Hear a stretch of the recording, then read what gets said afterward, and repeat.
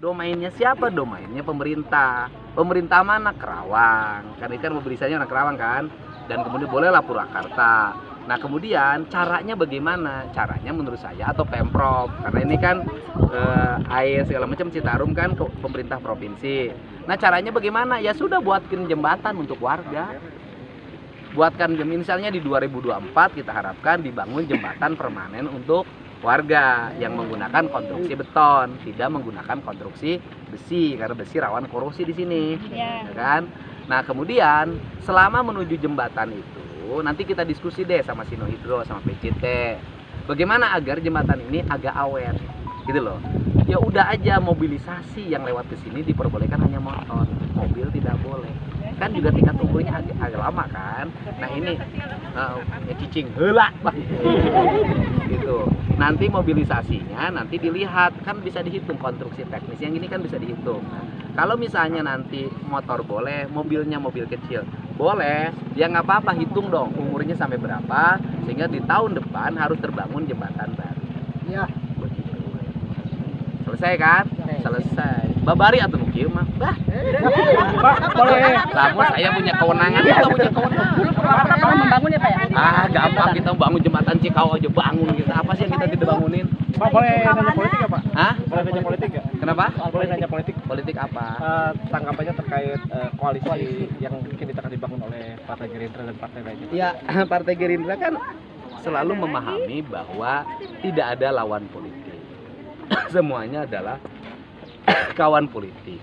Dan semua partai politik memiliki kesempatan yang sama untuk bersama-sama membangun bangsa. Sehingga ya kita terbuka kan hari ini kan saya kapasitasnya wakil ketua Dewan Pembina kan.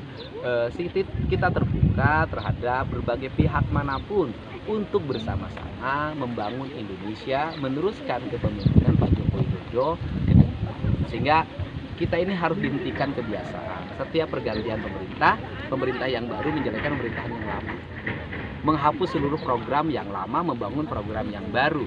Kapan sih Indonesia ini bisa maju kalau polanya seperti itu? Minimal catnya diganti.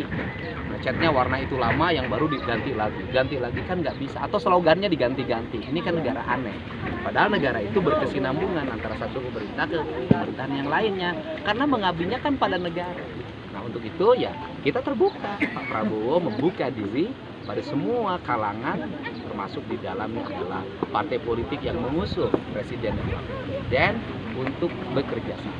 Nggak usah lagi bicara apapun ya, mari kita bicara kebersamaan kepentingan negara, karena kepentingan negara di atas kepentingan pribadi dan kelompok.